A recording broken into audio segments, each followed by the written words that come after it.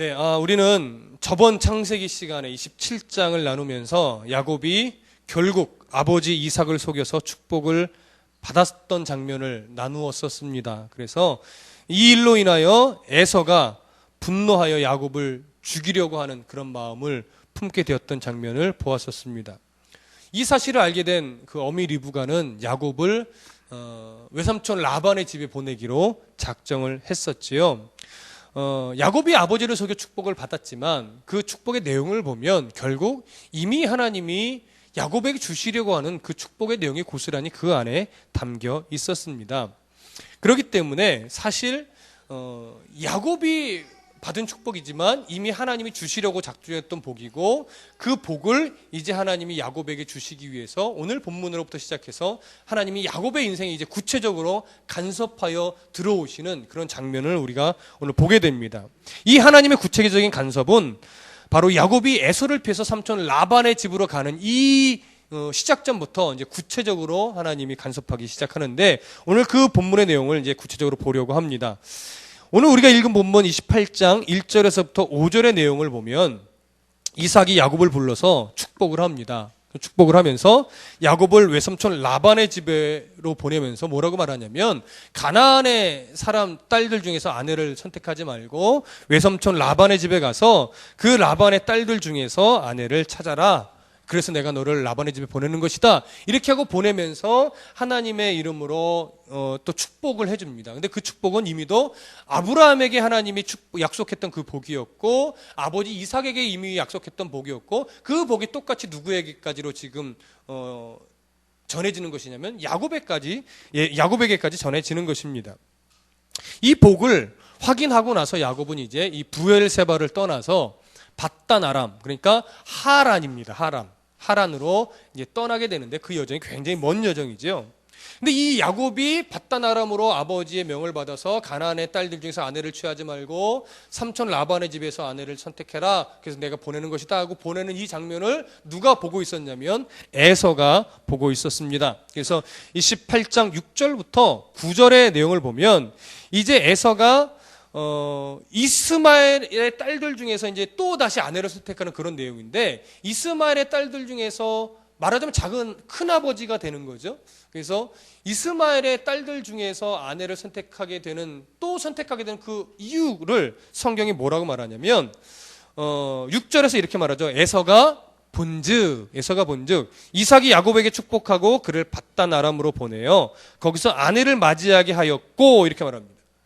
이삭이 야곱을 삼촌의 집에 보내면서 거기서 아내를 취하라는 장면을 지금 에서가 봤어요. 그리고 또 뭘 봤냐면 그에게 축복하고 7절에 보면 8절에 보면 에서가 또 본즉 뭐라고 말하냐면 가나안 사람의 딸들이 그의 아버지 이삭을 기쁘게 못하는지라. 여기 가나안 사람의 딸이라는 건 누구냐면 이미 결혼했던 이 에서의 아내들을 말하는 겁니다. 근데 이 에서의 아내들이 아버지 이삭을 기쁘게 못하고 있어요. 예. 그래서 에서는 이게 혈통의 문제인가 보다. 그렇게 생각하고 누구에게 또 아내를 취하려고 했냐면 큰아버지 이스마엘에게 가서 그 딸들 중에 아내를 취하려고 했던 겁니다. 자, 지금 근본적인 문제가 아내를 선택하는 문제가 혈통의 문제입니까? 물론 혈통이라는 개념이 여기 없는 것은 아니지만 더 근본적인 건 혈통의 문제가 아니라 어느 가치관을 갖고 살아나가는 어떤 영향력에 붙잡힌 사람들이냐 이게 중요한 거죠. 근데 지금 가나안의 사람들은 대부분 뭐예요? 죄악에 관영하고 우상 숭배에 놓여 있고 거기에 성적인 타락에 만연했던 문화 속에 살아가고 있는 딸들이란 말이에요. 그러니까 거기서는 하나님이 기뻐하실 만한 여인들이 나타날 수가 없는 겁니다. 그렇다라고 무조건 아닌 것은 아니죠. 이미도 가나안의 딸들 중에서 구원의 백성에 들어왔고 이스라엘 공동체 안으로 들어왔고 예수님의 족보에 올라왔던 여인들도 있기 때문에 그렇습니다. 그래서 지금 오늘 본문 6절에서 9절을 보면 성경이 무슨 단어를 조금 유념해서 강조하고 있냐면 본즉이라는 말을 강조하고 있어요. 6절에서 어떻게 하죠? 에서가 본즉, 또 8절에 에서가 또 본즉 이렇게 강조합니다. 근데 이것이 은근히 뭐와 비교되냐면 여러분 12절 한번 보세요. 야곱이 하란으로 가는 도중에 이제 지쳐서 잠이 돌베개를 베고 잠이 드는데 그 꿈속에서 이렇게 말해요. 12절 꿈에 본즉 사닥다리가 땅 위에 서 있는데 그 꼭대기가 하늘에 닿았고 또 본즉 하나님의 사자들이 그 위에 오르락내리락하고 또 본즉 여호와께서 그 위에 서서 이르시되 하면서 야곱이 하나님을 보았다라는 이 본즉이라는 보다라는 단어와 에서가 본즉이라는 단어를 은근히 지금 뭐하고 있어요? 비교하고 있어요. 근데 이 보다라는 것이 아브라함 때 가면 무엇과 제가 비교를 한번 해드렸냐면 조카 롯과 아브라함이 이제 땅 문제로 초장 문제로 헤어질 때 롯에게 네가 먼저 가야 될 땅을 선택해라. 내가 너에게 먼저 선택권을 주겠다. 이렇게 얘기할 때 이 롯이 어떻게 했죠? 자기가 둘러봤어요. 그 보다라는 것은 뭐냐면 까치발을 들고 자기가 좋아 보이는 땅을 찾는 거였어요. 그렇게 찾았을 때 롯은 어디를 선택했습니까? 소돔과 고모라 땅. 풍요롭고 문화가 화려하고 죄악이 관영했지만 사람의 정욕을 만족시킬 만큼 좋아 보이는 그곳을 선택했죠. 그러나 아브라함도 봤는데 아브라함은 하나님이 보게 하셔서 그의 눈을 들어 본 거였어요. 자기 의지로 본 것이 아니라 하나님이 보게 하셔서 봤어요. 룻은 자기가 까치발을 들고 봤습니다. 오늘 에서도요, 자기가 봤어요. 자기가 보고 자기가 판단하고 자기가 결정해서 자기가 행동했습니다. 에서의 중심에는 누가 없어요? 하나님의 뜻이 없어요. 근데 오늘 꿈이지만 꿈속에서 하나님이 나타나셔서 야곱이 하나님을 대면할 때 본즉이라는 표현은 자기가 보고 싶어서 본 거예요? 아니에요. 하나님 찾아와서 야곱에게 보여주신 거예요. 그래서 보게 된 거예요. 이것이 바로 야곱과 에서의 큰 차이점입니다. 야곱은 하나님의 어찌됐든 하나님의 이끄심 속에서 끌려가고 있어요. 간섭하심 속에서. 에서는 하나님과 상관없이 자기 판단, 자기 힘을 믿고 자기 의지대로 행동했어요. 하나님을 판단의 중심에 두지 않고 있는 겁니다. 자, 그러면 오늘 이 두 가지 야곱과 에서의 하나님의 이끄심에 대한 부분을 비교해 봤는데, 그러면 이 부분에서 강조하고 있는 것이 야곱이 에서보다 그래도 하나님 손에 이끌려서 조금 더 나은 인물이라는 것을 지금 드러내고 싶은 걸까요? 아니요. 그렇게 보시면 잘못 보는 겁니다. 야곱이나 에서나 똑같이 하나님 보시기에 사실 보잘것없는 존재예요. 야곱과 에서는 별반 차이 없습니다. 그럼에도 불구하고 하나님이 이미도 사실은 야곱이나 에서나 이삭이나 하나님이 버림받고 하나님의 선택을 안 받아도 아무 불평 좋다 할 수 없을 만큼의 존재이지만 하나님이 이미 아브라함에게 약속하신 것을 포기하지 않고 어떻게 하고 계시는 거예요? 이어가고 계시는 거예요. 그 이어가시는 포기하지 않는 하나님의 사랑이 지금 누구에게 이어져 가고 있는 거예요?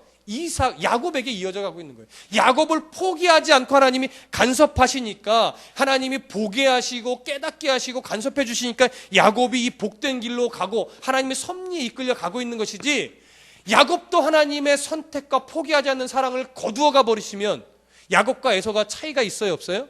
없다라는 거예요. 그걸 보실 수 있어야 돼요.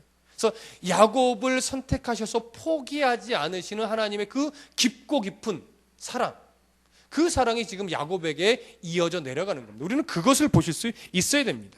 야곱을 이렇게 붙잡고 포기하지 않아 주셨기 때문에 그 구원의 은혜가 오늘 우리에게까지 이어져 내려온 것입니다.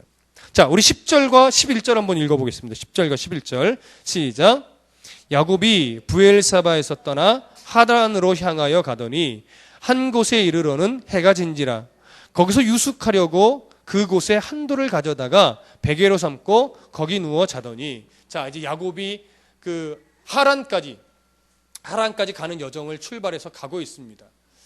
지금 오늘 근데 어디서 멈춰서 잠시 잠을 잤냐면, 이곳은 나중에 뒷부분을 읽어보면 베델이라고 하는 곳에서 멈춰서 거기서 돌을 베개로 삼아 잤습니다. 브엘세바에서 이 베델이라고 하는 지역까지 거리는 대략 100km 정도 됩니다. 3, 4일 거리 정도 되죠. 그리고 앞으로 여기서부터 다시 밧단 아람 하란까지 가는 길은 다시 900km 정도가 남습니다. 그래서 전체적인 사실 여정은요, 한 달 이상을 잡습니다. 한 달 이상. 그 정도의 여정을 지금 가야 되는 거예요. 근데 가는 그 길목에 오늘 이 베델이라고 이제 이름을 붙인 이 곳까지 왔을 때 단순하게 길을 가던 중에 밤이 맞았기 때문에 야곱이 거기서 잠을 잤다. 이것을 보여주려고 오늘 성경에 기록한 것이 아닙니다. 지금 이곳에서 밤이 되어서 돌을 베개 삼아 잤다라고 하는 이 그림이 지금 드러내고 있는 모양은 뭐냐면 야곱의 처절하고 비참한 형편을 보여주는 것입니다. 여러분, 우리가 앞에서 봐서 알고 있다시피 야곱은 형을 속여서 장자권을 빼앗았습니다. 그리고 아버지를 속여서 결국 축복을 받아냈습니다. 이것이 바로 야곱이 하나님의 복을 받고 싶어서 그 사모하고 사모했던 결정판이었어요. 그 사모함이 수단과 방법을 가리지 않고 형을 속였고 아버지를 속였습니다. 이렇게 해서 장자권을 따냈고 축복을 받아냈으면 사실 그 다음에는 어떤 사건이 기록되어 있어요. 그래서 야곱이 이렇게 형통했더라, 이렇게 성공의 길을 갔더라, 이렇게 사실은 야곱의 일대기가 쓰여지기를 원했을 겁니다. 그러나 지금의 모습은 그 모습과는 전혀 정반대로 어떤 상황이 벌어졌어요? 모든 것을 다 잃어버렸습니다. 가진 것도 없습니다. 잘 곳도 없습니다. 그 편을 들어주는 사람도 없습니다.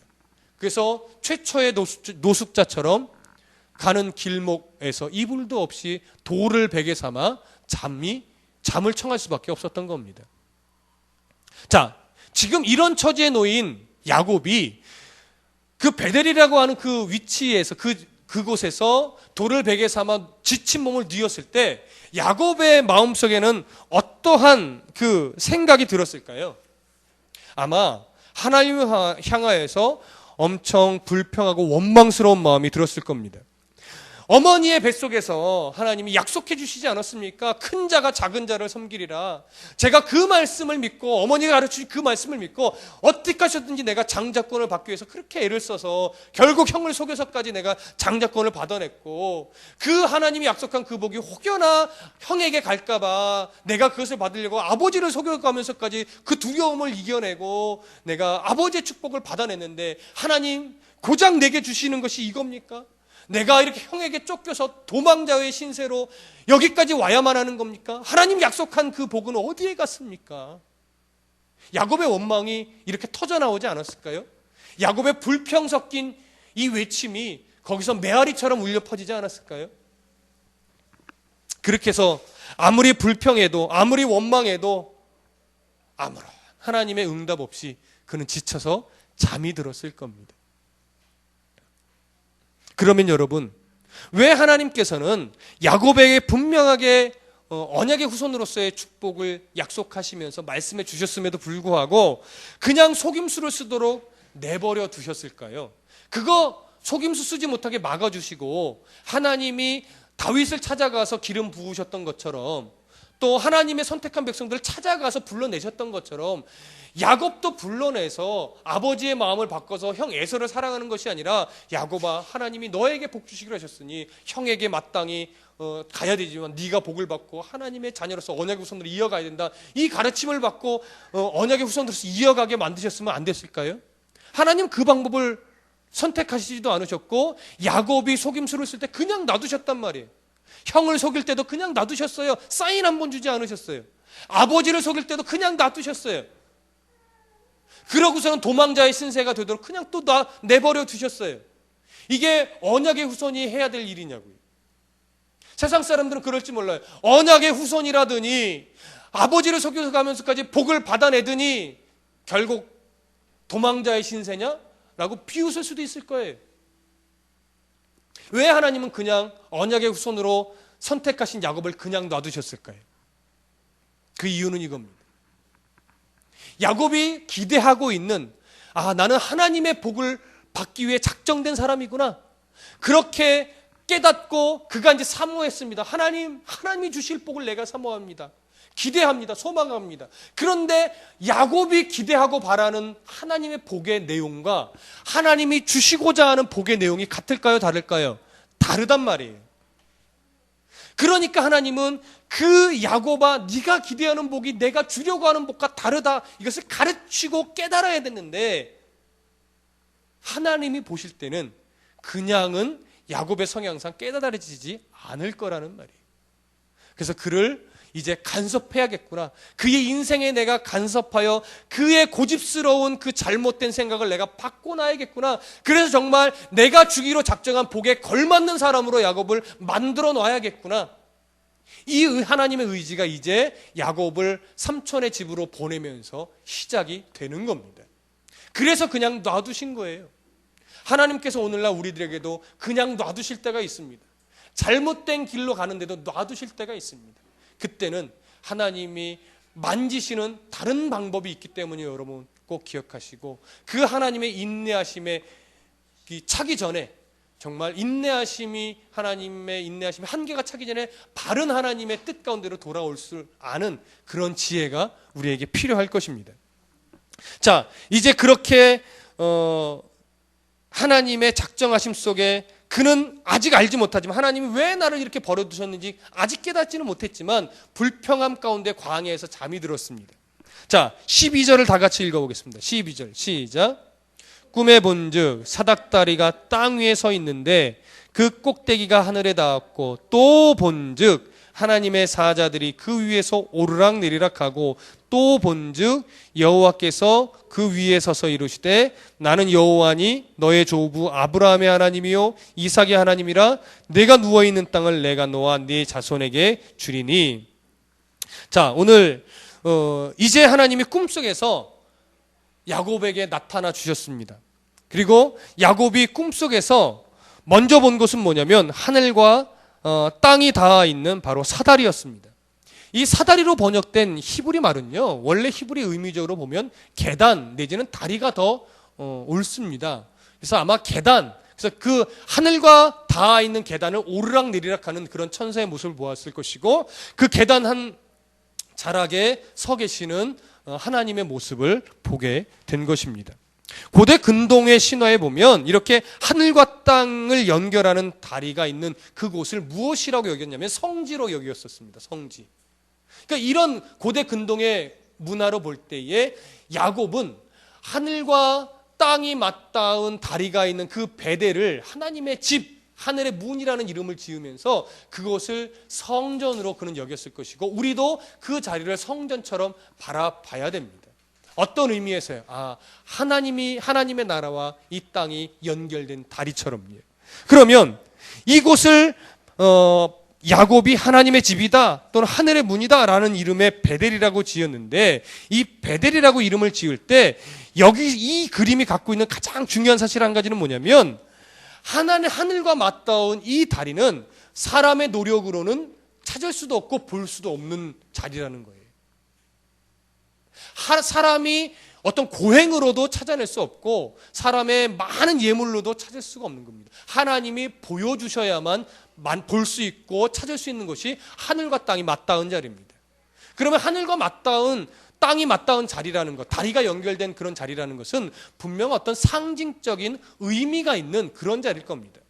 자, 그러면 이 그림이 갖고 있는 그 의미는 무엇일까요? 바로 아담과 하와의 범죄 이후에 하나님과 인간은 어떤 상태가 됐죠?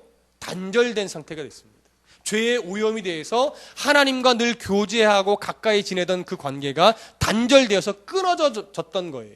그 끊어진 다리를 연결할 수 있는 다리 되신 분은 누구밖에 없습니까?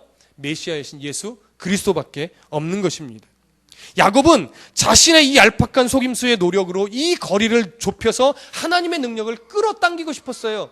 하나님이 주신 세상적인 복을 받고 싶었어요. 그러나 하나님이 보여주시고자 하는 것은 뭐냐면, 네가 바로 예수 그리스도에게로 이어지는 이 다리를까지 가게 하는 하나의 그림자로서의 너의 삶이 되어야 된다는 것이죠. 너에게 주고 약속한 그 복은 바로 예수 그리스도께로 이어지는 구속의 은혜, 그 복을 이어가는 그림자로서의 복이라는 겁니다. 그것을 상징하고 있는 겁니다. 이것처럼 우리와 하나님 사이의 관계를 회복시킬 수 있는 분은 오직 예수 그리스도 한 분밖에 없는 겁니다.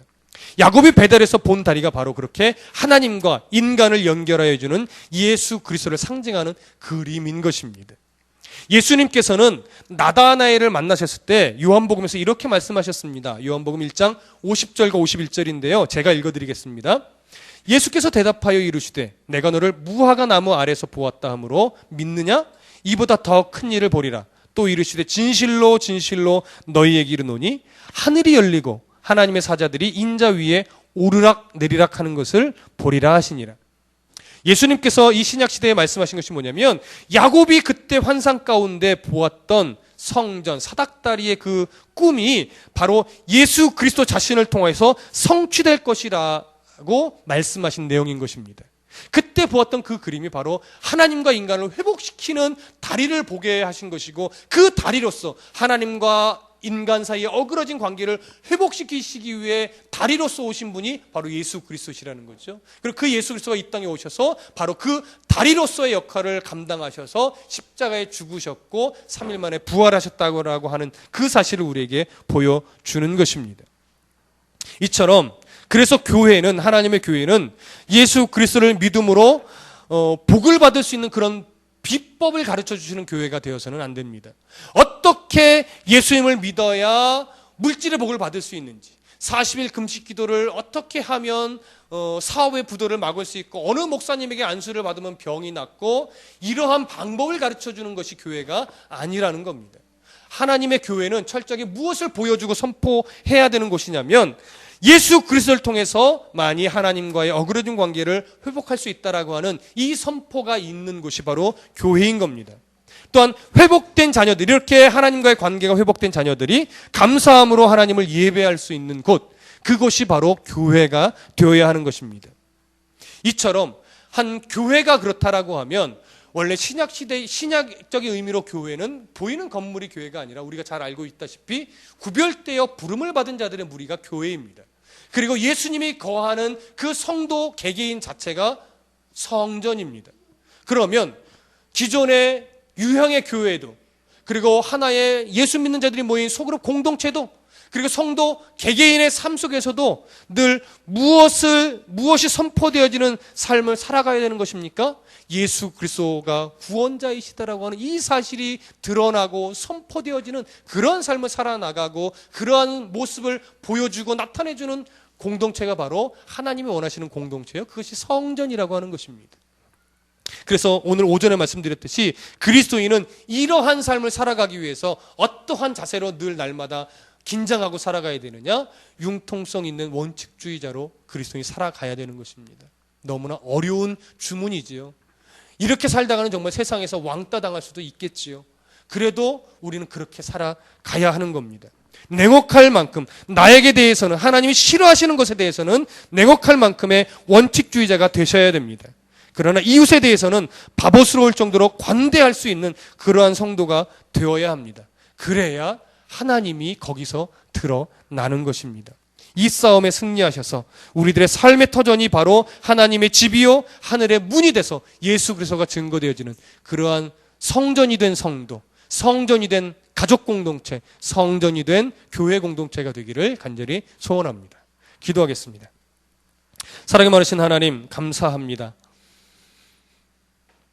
야곱이 광야에서 버려진 자처럼 원망 가운데 돌을 베개 삼아 누웠지만 하나님은 그곳에서 야곱을 만나주시고 네가 그 성전이 되어서 예수 그리스도를 증거하는 삶을 살아가야 됨을 그에게 보여주셨습니다.